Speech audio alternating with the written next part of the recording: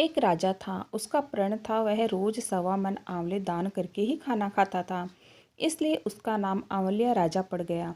एक दिन उसके बेटे बहू ने सोचा कि राजा इतने सारे आंवले रोजाना दान करते हैं, इस प्रकार तो एक दिन सारा खजाना खाली हो जाएगा। इसलिए बेटे ने राजा से कहा कि उसे इस तरह दान करना बंद कर देना चाहिए। बेटे की बात सुनकर राजा को बहुत दुख हुआ और राजा रानी महल छोड़कर बियाबान जंगल में जाकर बैठ गए।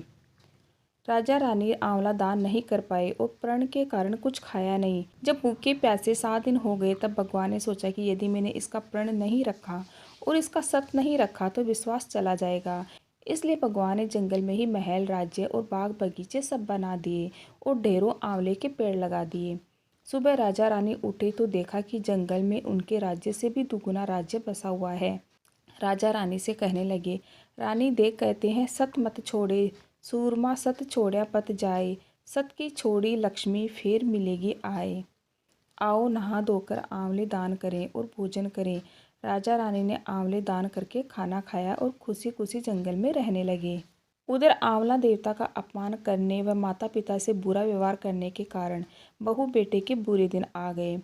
राज्य दुश्मनों ने छीन लिया और दाने दाने को मोहताज हो गए और काम ढूंढते हुए अपने पिताजी के राज्य में आ पहुँचे।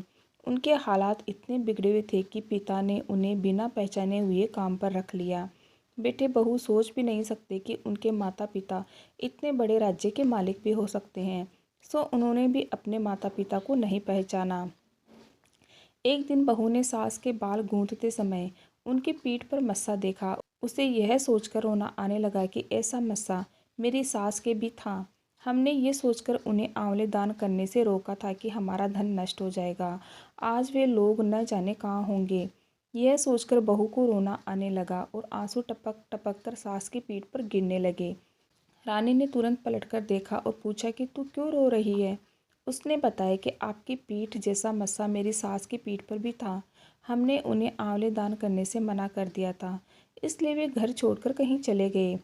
तब रानी ने उन्हें पहचान लिया, सारा हाल पूछा और अपना हाल बताया।